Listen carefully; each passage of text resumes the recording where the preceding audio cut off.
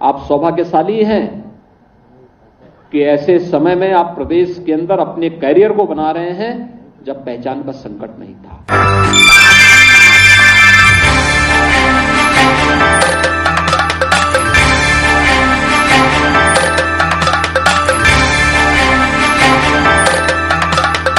पढ़ाई के साथ साथ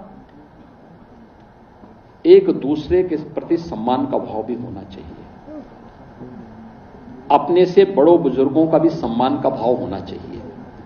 माता पिता का भी सम्मान का भाव होना चाहिए। गुरुजनों के प्रति भी सम्मान का भाव होना चाहिए।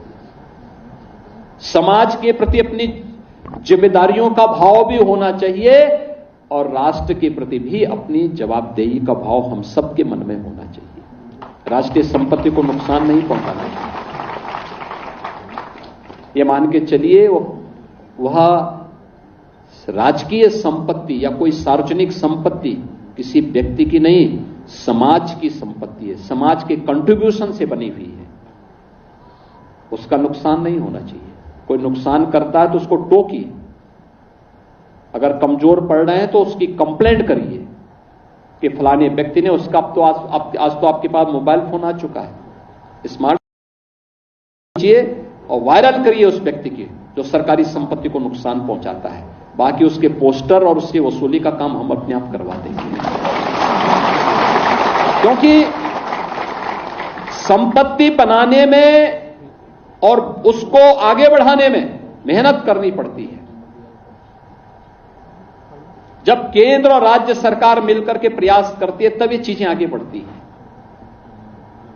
अन्यथा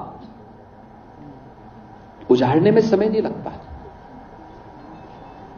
और यह सार्वजनिक संपत्ति राष्ट्र की संपत्ति है, हम सबकी सामूहिक जवाबदेही का हिस्सा है। उस पर हमें ध्यान देना होगा।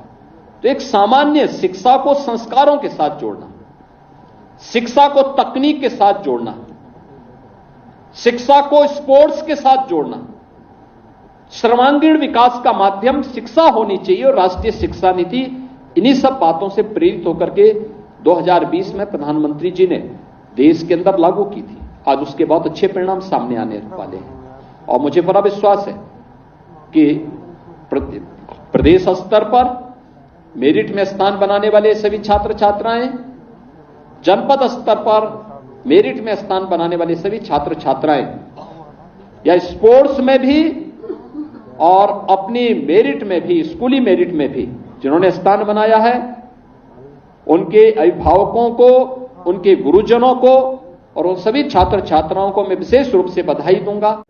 आप सौभाग्यशाली हैं कि ऐसे समय में आप प्रदेश के अंदर अपने कैरियर को बना रहे हैं जब पहचान का संकट नहीं था। आपसे ठीक पहले वाली पीढ़ी के सामने संकट आया था। वो कहीं जाता था, उसको इंटरव्यू की लाइन से हटा दिया जाता था, नाम सुनकर के ही बाहर कर दिया जाता था, कह दिया जाता था कि नहीं साहब, नहीं आपके लिए नहीं। और उत्तर प्रदेश की पहचान तो ऐसी बना दी गई थी कि धर्मशाला के बाद छोड़े होटल में भी लोग कमरा नहीं देते थे, किराए पे भी लोग नहीं देते थे। लेकिन आज ऐसा नहीं है। अब नया भारत का नया उत्तर प्रदेश है। ये बीमारू राज्य से भारत का ग्रोथ इंजन बन चुका है। हर एक क्षेत्र में 8 लाख से अधिक तो छात्रों को हम लोगों ने, अपने युवाओं को सरकारी नौकरी दी है पारदर्शी तरीके से। अभी 15 को, परसों 15 जून को 60,244 पुलिस कार्मिकों की नियुक्ति पत्र का कार्यक्रम प्रदेश के अंदर होने जा रहा है। केंद्रीय गृह मंत्री अमित शाह जी उस कार्यक्रम के मुख्य अतिथि के रूप में लखनऊ में ही आने वाले हैं। आप मुझे बताइए, 60,000 नौजवानों को एक साथ नियुक्ति पत्र मिलेगा और इसमें 60,000 में 12,000 से अधिक केवल बेटियां हैं। याद करिए, केवल 12,000 से अधिक बेटियां उसमें भर्ती हुई हैं। मैं जब 1947 से 2017 के बीच 70 वर्षों का आंकड़ा देखता हूं तो कुल 10,000 बेटियां भर्ती हुई थी और यहां एक ही बार में 12,000 से अधिक बेटियां भर्ती हो गई हैं। ये परिणाम दिखाता है कि सरकार में करने की इच्छा शक्ति होनी चाहिए और उसके लिए मैं बार बार कहता हूं कि परीक्षा छात्रों को परेशान करने की नियत से नहीं, उसके अंदर एक स्वस्थ प्रतिस्पर्धा का भाव पैदा करने का माध्यम होनी चाहिए, अपने आप को आंकलन करने का माध्यम होनी चाहिए, चुनौतियों से जूझने का एक जज्बा उसके अंदर पैदा करने का माध्यम होनी चाहिए। और इसके लिए प्रधानमंत्री जी के द्वारा लिखी गई पुस्तक एग्जाम वॉरियर्स बड़ी भूमिका का निर्वहन करता है।